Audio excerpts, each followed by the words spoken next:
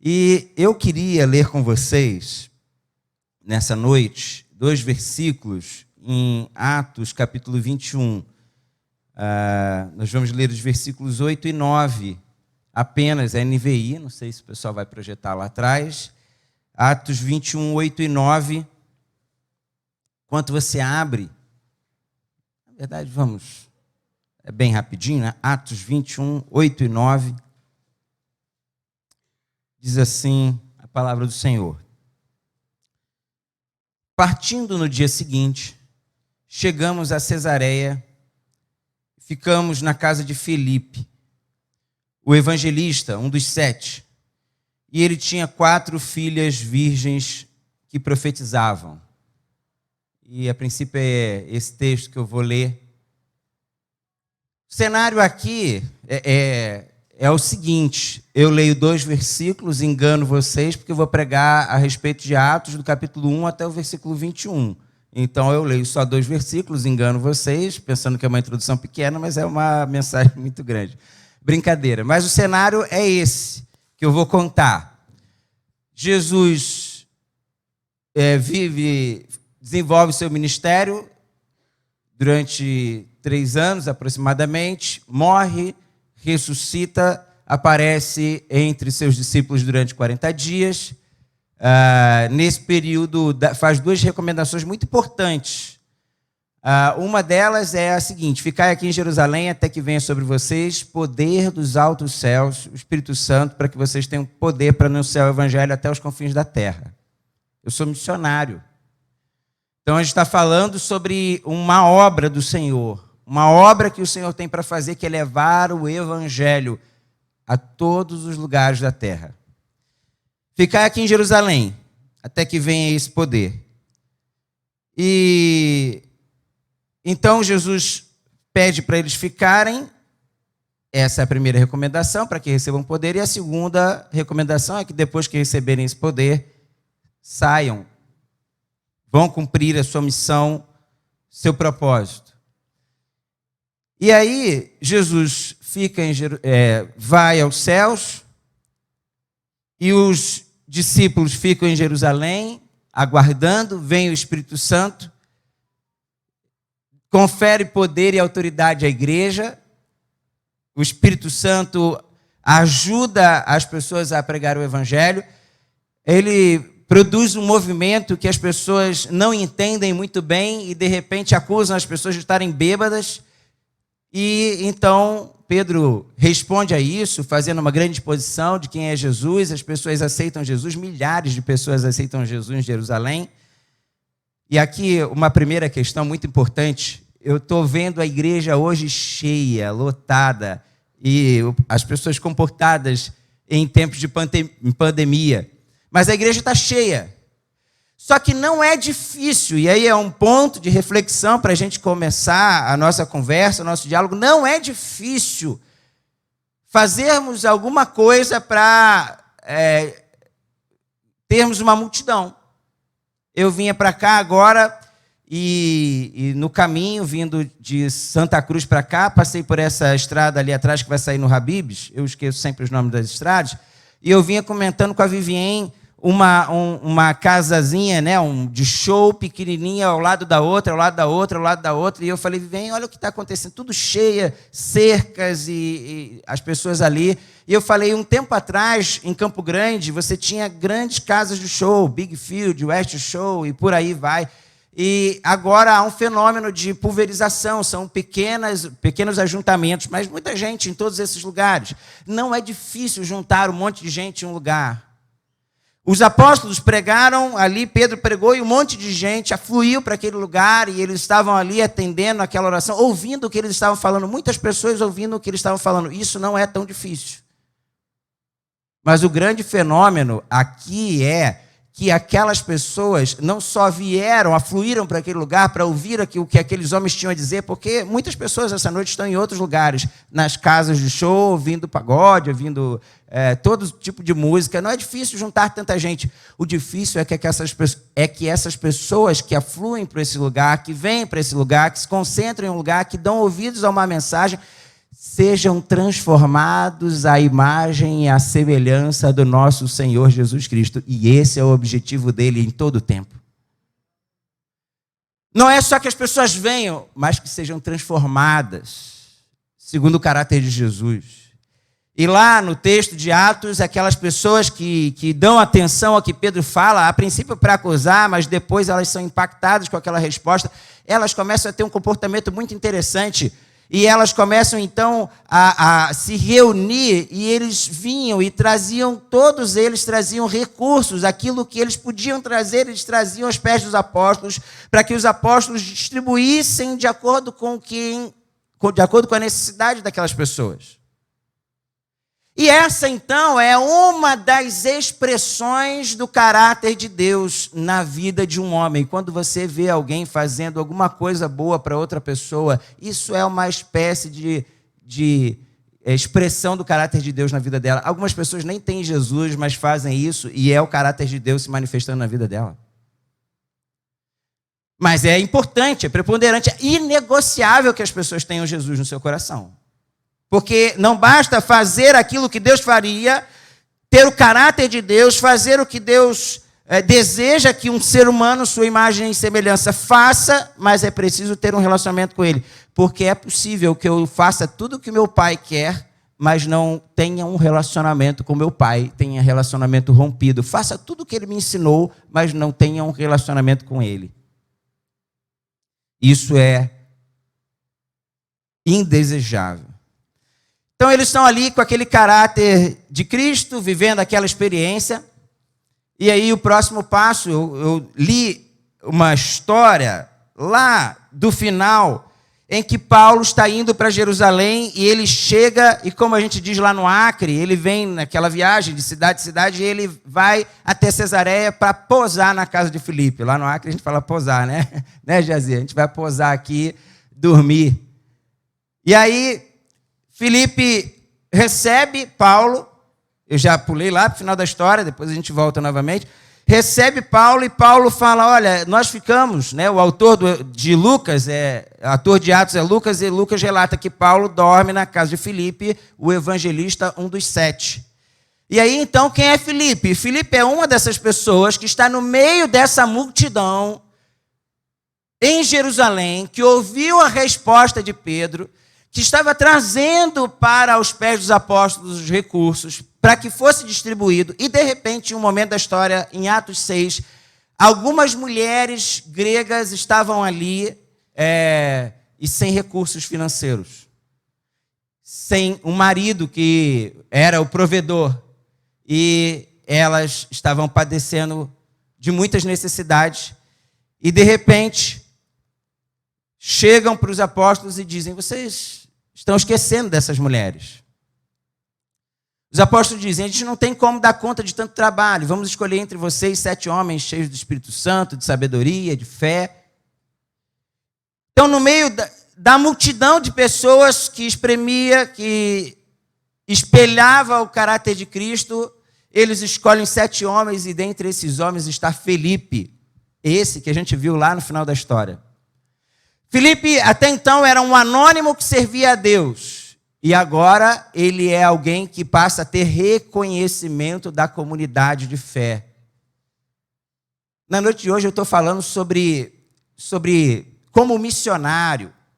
Para você, como crente em Cristo Jesus, que está aqui nessa loucura da cidade grande, que tem um barzinho do lado do outro, uma lojinha atrás da outra, fila para entrar, com um condomínio atrás do outro, do lado do outro, em Campo Grande. Nessa loucura que é essa grande cidade, você também precisa ter o que eu chamo de um compromisso com a missão de Deus, uma caminhada onde você vai comprometido com a missão de Deus, sem olhar para trás. A Bíblia diz que Deus não tem prazer naqueles que retrocedem. A palavra dessa noite não é só sobre missões, de levar o evangelho até os confins da terra, mas é como sobreviver, como viver como crente aqui em Campo Grande, no ambiente urbano, cheio de desafios. Lá os meus desafios são os rios e tantas outras coisas. Aqui o seu é o trânsito, é o sinal, é o carro, é o dia a dia, é a concorrência no comércio, é a falta de trabalho. Tanta coisa que é desafio. Essa agenda super agitada, super cheia que vocês têm aqui. E daqui a pouco é fácil você se esgotar e desistir daquilo que Deus colocou nas suas mãos para fazer. O que nós estamos falando hoje é de um relacionamento com Deus e de uma vida, uma caminhada comprometida com os propósitos dele. E os desafios que se envolvem. Se nós fizéssemos uma pesquisa anônima sobre nível de esgotamento espiritual, emocional, físico, muitas pessoas aqui iam dizer, eu estou esgotado, eu estou cansado, não aguento mais. Eu me compadeci dos ribeirinhos porque a gente tem pesquisas que mostram diversas, 697 comunidades sem presença de um cristão. Eu me compadeço dos ambientes urbanos porque eu vejo que aqui a agenda é monstruosa. É uma máquina de triturar pessoas. E aí, então, é fácil a gente se desviar do caminho, desviar da vontade do Senhor para a nossa vida. Filipe estava ali como anônimo servindo, de repente ele se torna um diácono, e aí, momento de empatia. Se tivesse assim uma sonoplastia, se fosse um rádio, eu ia ter momento da empatia, ia ter uma musiquinha e tudo agora. Se coloque no lugar de uma pessoa, mulher no primeiro século, que tinha responsabilidade e condições de criar os seus filhos, enquanto seu marido era o provedor da casa. Hoje em dia as mulheres trabalham, têm produção de renda e um monte de coisa. E aí ela, de repente, perde seu marido, está com seus filhos e ela está em outro lugar. Agora um detalhe rápido sobre isso. Minha filha, Isabela, foi lá para a classinha, tem enfrentado algumas dificuldades lá no Acre, porque ela não é de lá. Ela não cresceu lá. As amiguinhas dela de 9 anos já são amigas desde o berço. A minha filha chegou lá faz 1 ano e pouco, 2 anos. Quem já morou em outro lugar, em outra cidade, longe da sua família, sabe do que eu estou falando. É difícil se incluir, achar o seu espaço, ser aceito. Minha filha passa por isso. Aquela viúva lá em Jerusalém passava por isso. Ela era grega, ela tinha outra linguagem, ela vinha de outra cultura. Ela estava em Jerusalém e, de repente, ainda sem o marido. Imagina essa situação e, de repente, ela não tem comida. A minha mãe, é uma história que eu conto, a minha mãe... meu pai se separou da minha mãe, eu tinha 1 ano, mais ou menos. A minha mãe já partiu um pão para mim e para o meu irmão e foi dormir com fome. Eu não sei se você consegue se colocar agora no lugar de uma pessoa assim. Momento de empatia não é tão gostosinho assim. E aí, de repente, ela dorme, acorda, estou fazendo uma ilustração, né? E no outro dia, bate a porta dela um homem, esse homem carrega, na linguagem do Rio de Janeiro, uma cesta básica, na linguagem do Acre, um sacolão nas costas, pede para entrar, entra e fala, senhora, vim aqui porque eu sou o Filipe, meu nome é Filipe, eu sou o servo aqui dos apóstolos, diácono, e a senhora está aqui no nosso meio, está na comunidade de fé, e soubemos que a senhora está com dificuldades, passando por esses problemas, e viemos trazer aqui uma cesta básica para a senhora e para os seus filhos. Não tem muito tempo, vou fazer uma oração, dar uma palavra para a senhora e sair. Faz uma oração, dá uma palavra, sai, e quando sai, bate a porta, atrás daquela porta, atrás dos passos de Filipe, como rastro da sua passagem por aquela casa, fica então uma senhora que no dia anterior estava chorando porque não sabia o que ia fazer com seus filhos e agora estava chorando de alegria porque o Senhor viu as suas necessidades e atendeu a sua necessidade. Quando a gente entende o chamado de Deus para a nossa vida, as dificuldades acontecem, as responsabilidades estão aí, a agenda é apertada, mas quando a gente tem convicção que Deus nos chamou para uma obra, nós não retrocedemos, porque sabemos que Ele não tem prazer nisso. Aquele que coloca a mão no arado e olha para trás, Deus não tem prazer nele. Filipe faz esse trabalho em Jerusalém, mas há uma grande perseguição em Jerusalém, ele precisa ir para Samaria, uma outra cidade. Nessa cidade ele encontra várias pessoas em condições adversas. Segundo momento de empatia, se colocar no lugar do outro. Agora são pessoas que têm na sua família endemoniados e coxos. É fácil? De manhã, acordando com gritos, pessoas quebrando alguma coisa no quarto, você vai abrir o quarto e essa pessoa da sua família que você fala, de novo não. Quebrando tudo, brigando, no chão, se contorcendo, manifestando possessão demoníaca. É fácil? Não é só esse tipo de manifestação de opressão demoníaca, tem outras. Pessoas dadas ao vício, a pessoa conviver com alguém viciado o tempo inteiro em casa. É fácil ou é difícil? E várias outras coisas que são consequências da ação do diabo, porque o diabo vem para matar, roubar e destruir. E todo mundo que está constantemente envolvido com isso causa um grande problema na sua família. Mas sabe o que acontece? Filipe está ali comprometido com a missão de Deus, comprometido com Deus, e a minha palavra para você hoje é essa biografia do Filipe, é para te inspirar a continuar comprometido com o Senhor todos os dias da sua vida, apesar das dificuldades. Filipe então chega em Samaria, anuncia o evangelho, e como consequência da sua passagem por Samaria, a Bíblia diz que muitos homens são curados, muitas pessoas são libertas de espíritos imundos. Em Atos capítulo 8, versículo 4 e em diante, até o versículo 8, diz que quando a multidão ouviu Filipe e viu os milagres que ele realizava, deu toda atenção a ele, e os espíritos imundos saíam de todos dando gritos, e muitos paralíticos e mancos foram curados, e assim houve grande alegria naquela cidade.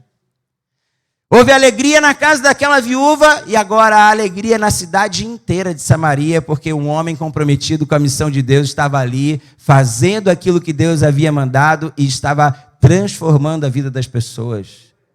Quando você tem compromisso com Deus, pessoas ficam alegres. Mas mais do que isso, porque a Bíblia diz em Lucas 15:10, que é uma festa nos céus quando um pecador se arrepende. Então, quando você tem compromisso com a missão de Deus e com a vontade de Deus, as pessoas se alegram, mas o coração de Deus e os céus se alegram porque você está no seu evangelho, as pessoas estão se arrependendo dos seus pecados, entregando a sua vida a Jesus. Caminhando rapidamente para a próxima história de Filipe, ele é tirado de Samaria, enviado pelo Espírito Santo para o deserto, encontra um homem. O homem vem numa carruagem, voltando de Jerusalém para sua terra, a Etiópia, e ele vem lendo o livro do profeta Isaías. Filipe pergunta, você está entendendo o que você está lendo? Ele disse, não, ninguém me explica. Bem, você se colocou no lugar da viúva, sim ou não? Sim. Você se colocou no lugar dos familiares, dos coxos e endemoniados, sim ou não? Você consegue se colocar no lugar desse homem que está na carruagem? Vou te ajudar. Você fez uma viagem, quantos quilômetros até Exu? 2.134, porque eu pesquisei no Google antes de subir aqui. 2.100 quilômetros. Da Etiópia a Jerusalém, veja, o homem está voltando de Jerusalém para a sua cidade. Ele fez uma viagem da Etiópia a Jerusalém para adorar. Fez tudo o que os sacerdotes no templo disseram. Inclusive, ele viu que o movimento no templo era o seguinte, alguns homens iam numas prateleiras, pegavam uns rolos de coisas escritas, traziam e liam e falavam, isso aqui é a palavra de Deus, é através disso que a gente conhece a Deus. Ele ficou tão interessado que ele falou, vou comprar um negócio desse. Aí comprou um rolinho, o livro do profeta Isaías. Foi barato ou foi caro, irmãos? O livro do profeta Isaías inteiro escrito à mão, sem nenhum erro, em um material que a gente não sabe se é bem um pelo de um animal, uma pele de um animal, se é uma folha de uma planta que foi tirada e tratada para isso. Foi barato ou foi caro? Caro. Aí ele fez essa viagem de 2.500 quilômetros da Etiópia a Jerusalém, estava voltando para casa. Ele foi de quê? De avião? Foi de Gol? Foi de carro? Foi de picape? Foi de Hilux? Não, ele foi de carruagem, 2.500 quilômetros. Para um pouquinho, descansa um pouquinho. E essa música é muito antiga também, né? Ninguém vai lembrar desse comercial. Alguém que faz esse esforço de ir adorar a Deus, de carruagem, compra um livro e volta para casa e pergunta para ele, você está entendendo? Você tem um relacionamento com Deus? Esse cara diz, não tenho, não encontrei Deus. Você se colocou no lugar da viúva sem comida, se colocou no lugar da família do endemoniado e do coxo, mas você consegue se colocar no lugar de uma pessoa que está vazia da presença de Deus, mas que tem uma sede da presença de Deus tão grande que faz 2.500 quilômetros de carruagem, compra um livro caríssimo e continua vazio. É a expressão da frustração e o vazio mais completo, porque não é o vazio que ele tinha quando estava na cidade dele, é um vazio multiplicado, porque ele fez um esforço para preencher esse vazio e ficou mais vazio do que estava antes.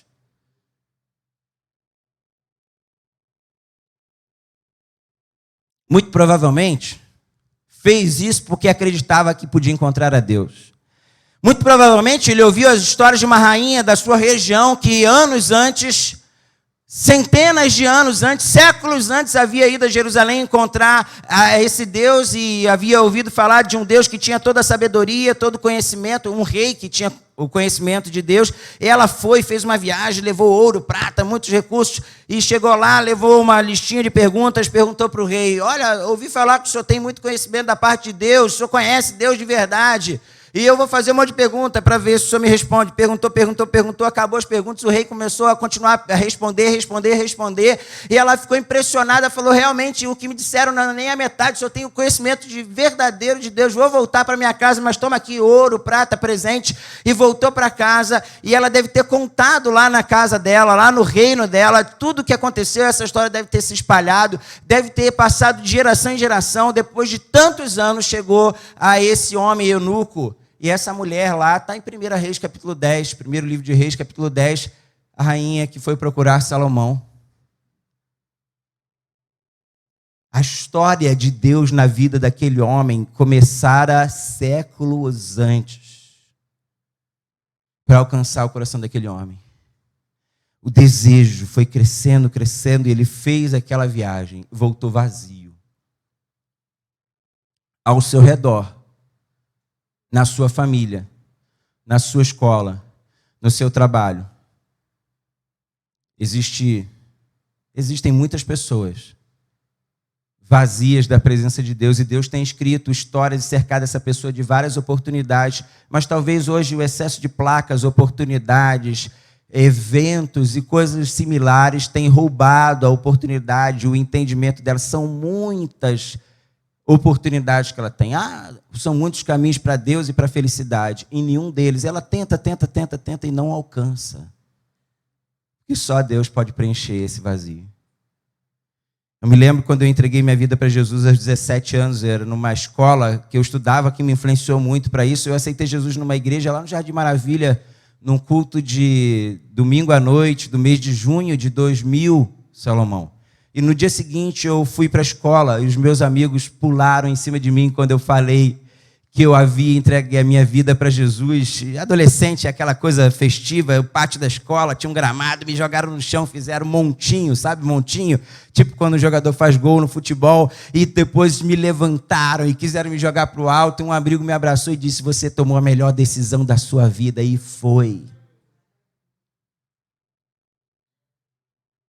Isso não é qualquer alegria, não é a alegria de comprar um celular. Comprar um celular é bom, irmãos? Traz alegria? Traz. Casar é bom? Maravilhoso. Apresentar uma filha ao Senhor traz alegria? Sim, mas maior do que essa alegria humana, que é perecível, que vai acabar um dia, é a alegria de entrar na eternidade através de um relacionamento com Jesus Cristo.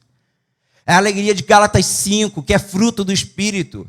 É a alegria de Lucas 15, que quando aquele pai encontra o filho, vai e faz uma festa. É a alegria no coração de Deus. É a alegria daquela mulher que perdeu uma moeda e chama suas vizinhas e faz uma festa porque achou aquela moeda, reencontrou seu bem precioso. É a alegria do homem que vai em busca daquela última ovelha, da 100ª ovelha, e volta com ela nos ombros cheios de alegria. A alegria do coração de Deus quando um pecador se arrepende.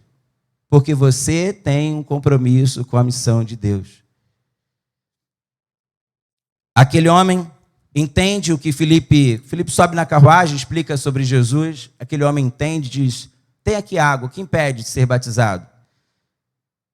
Eles dão ordem à carruagem, pare, ou seja, ele tem um cocheiro, né? Cocheiro que chama? Para a carruagem. Eles descem. E versículo 39 do capítulo 8 diz que quando eles saíram da água, o Espírito Santo arrebatou Filipe repentinamente. O eunuco não o viu mais, mas o eunuco ficou como? Cheio de alegria e seguiu o seu caminho. Para terminar, volta os 2 primeiros versículos. Eu prometi que eu ia pregar no capítulo inteiro, em Atos inteiro, né? Volta lá ao capítulo 21. Filipe desaparece, aparece novamente numa estrada. Ele está indo para Cesareia, e no caminho todo, atrás ele deixou rastros de alegria na vida da viúva, na vida dos familiares de coxos e paralíticos, e coxos e endemoniados em Samaria, deixou na vida desse homem que ele discipulou naquela estrada, e ele segue seu caminho, pregando de cidade em cidade, e ele chega a Cesareia, passa mais ou menos uns 20 anos lá, e depois alguém bate na porta novamente. É Paulo e sua comitiva. Eles entram. Tem como a gente dormir? Tem. Vocês dormem aqui, estica a rede aqui, ó. A gente vai preparar um panelão, vai botar um monte de tempero verde, né? Um monte de tempero verde, uma macaxeira dentro, e vai pegar um pedaço de uma caça, vou matar uma galinha. Diz aí, Alan, que você... Agora é buchada de bode, né, Alan? Você está na vibe agora de buchada de bode, né? Baião de 2. Então, vamos fazer uma comida aqui. E aí, o que Paulo observa dentro de casa? Para terminar. 4 filhas virgens que profetizam. Filipe anônimo, Filipe diácono, Filipe plantador de igreja em Samarias, Filipe discipulador no deserto, Filipe pregador itinerante, sempre deixando rastro de alegria por onde passa. E quando a história estava próximo do fim, o próximo passo dele, daqui a algum tempo, era entrar no céu. Ele tinha 4 filhas virgens que profetizavam. É bom ter o pastor Jonas aqui, não que ele vá dar o próximo passo para o braço do Pai agora em breve, vai demorar muito, em nome de Jesus. Mas ele pode falar como Filipe. A gente pode olhar para a vida dele e ver o que aconteceu na vida de Filipe. Ele olha ao redor agora e fala: eu vejo os meus filhos. E se o Senhor quiser levar a vida dele, e quando o Senhor quiser levar a vida dele, aquilo que esse homem tem feito há 58 anos não para, porque ele deixou um legado de gente comprometida sobre a face da terra para continuar o trabalho. Quando a gente tem compromisso com a missão de Deus, a gente trabalha, deixa rastros de alegria, e quando a gente entra na presença de Deus para viver a eternidade ao seu lado, atrás de nós fica gente que vai dar continuidade àquilo que Deus deseja que aconteça, que ouçam a sua palavra em todos os lugares da terra. Eu quero poder, no fim da minha vida, isso é uma coisa que minha esposa e eu sempre falamos, olhar lá no final da vida, olhar para trás e ver que a gente foi relevante. Por isso a gente deixou lá o 26 de dezembro em Itaguaí, que tem 13 ruas e 17 igrejas, para o Rio Juruá, que tem 795 comunidades e só 98 tem algum crente. Por isso, nós estamos fazendo a missão de Deus conforme o Senhor nos ordenou. Eu não sei qual é a sua, mas eu sei que Deus tem uma missão para a sua vida. Busque a Ele intensamente, intimamente.